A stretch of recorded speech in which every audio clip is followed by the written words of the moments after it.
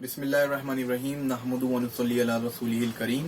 آج حکایت و صحابہ کی پلے لسٹ سے ہم آپ کے لیے لائے ہیں حضور اکرم صلی اللہ علیہ وسلم کے طائف کے سفر کا قصہ۔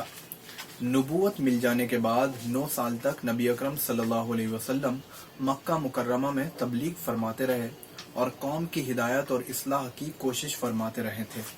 لیکن تھوڑی سی جماعت کے سوا جو مسلمان ہو گئی تھی اور تھوڑے سے ایسے لوگوں کے علاوہ جو باوجود مسلمان نہ ہونے کے آپ کی مدد کرتے تھے، اکثر کفار مکہ آپ کو اور آپ کے صحابہ رضی اللہ عنہم اجمعین کو ہر طرح کی تکلیفیں پہنچاتے تھے، مذاق اڑاتے تھے اور جو ہو سکتا تھا اس سے درگزر نہ کرتے تھے۔ حضور صلی اللہ علیہ وسلم کے چچا حضرت ابو طالب بھی انہی نیک دل لوگوں میں سے تھے جو باوجود مسلمان نہ ہونے کے حضور صلی اللہ علیہ وسلم کی ہر قسم کی مدد فرماتے تھے۔ 10ویں سال میں جب ابو طالب کا بھی انتقال ہو گیا تو کفار کو اور بھی ہر طرح سے کھلے مہار اسلام سے روکنے اور مسلمانوں کو تکلیف پہنچانے کا کھلا موقع مل گیا۔ حضور صلی اللہ علیہ وسلم اس خیال سے طائف تشریف لے گئے کہ وہاں قبیلہ ثقیف کی بڑی جماعت ہے، اگر وہ قبیلہ مسلمان ہو جائے تو مسلمانوں کو ان تکلیفوں سے نجات ملے اور دین کے پھلنے پھولنے کی بنیاد پڑ جائے۔ وہاں پہنچ کر قبیلے کے 3 سرداروں سے جو بڑے درجے کے سمجھے جاتے تھے گفتگو فرمائی اور اللہ کے دین کی طرف بلایا اور اللہ کے رسول یعنی اپنی مدد کی طرف متوجہ کیا، مگر ان لوگوں نے بجائے اس کے کہ دین کی بات کو قبول کرتے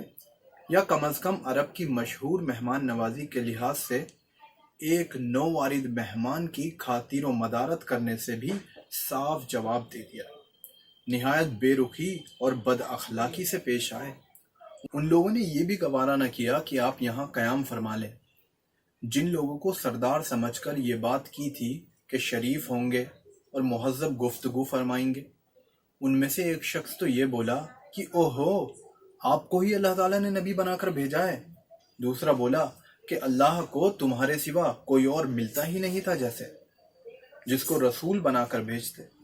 تیسرے نے کہا میں تم سے بات ہی نہیں کرنا چاہتا، اس لیے کہ اگر تم واقعی نبی ہو جیسا کہ دعویٰ ہے تو تمہاری بات سے انکار کر دینا مصیبت سے خالی نہیں، اور اگر جھوٹ ہے تو میں ایسے شخص سے بات نہیں کرنا چاہتا۔ اس کے بعد ان لوگوں سے نا امید ہو کر حضور اکرم صلی اللہ علیہ وسلم نے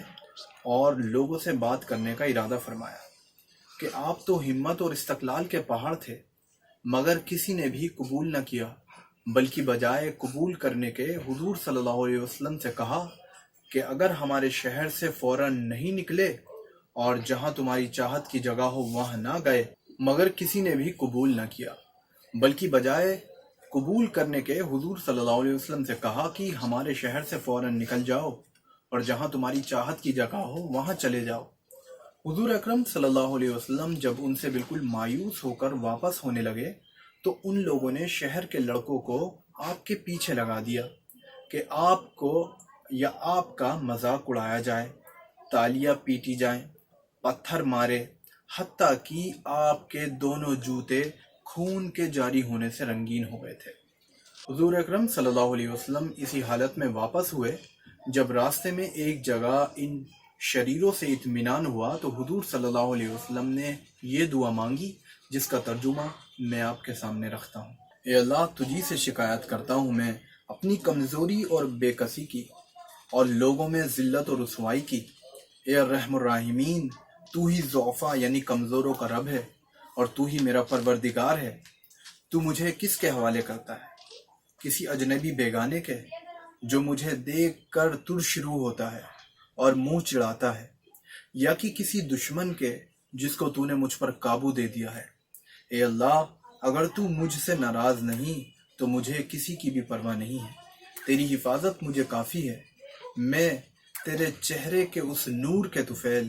جس سے تمام اندھیریاں روشن ہو گئیں اور جس سے دنیا اور آخرت کے سارے کام درست ہو جاتے ہیں،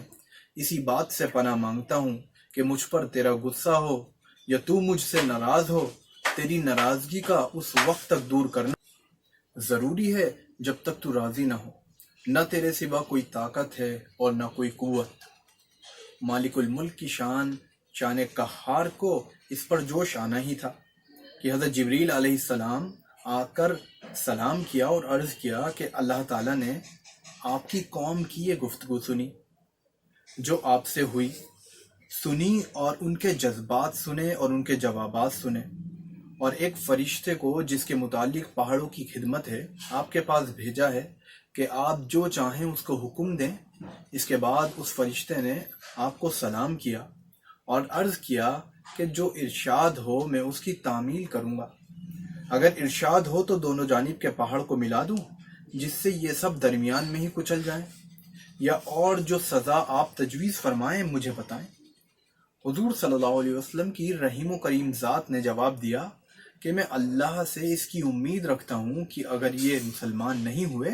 तो इनकी औलादों में से ऐसे लोग पैदा हों जो अल्लाह ताला की परस्तिश करें, यानी अल्लाह की इबादत करें और उसके लिए अपने आप को सर्फ कर दें। तो देखा आपने, ये हैं अखलाक उस करीम ज़ात के जिसके हम लोग नाम लेवा हैं कि हम ज़रा सी तकलीफ़ से किसी को मामूली गाली दे देने से भी ऐसे भड़क जाते हैं कि फिर उम्र भर उसका बदला ही नहीं उतरेगा। जुल्म पर जुल्म करते रहते हैं और दावा करते हैं कि हम मोहम्मदी हैं।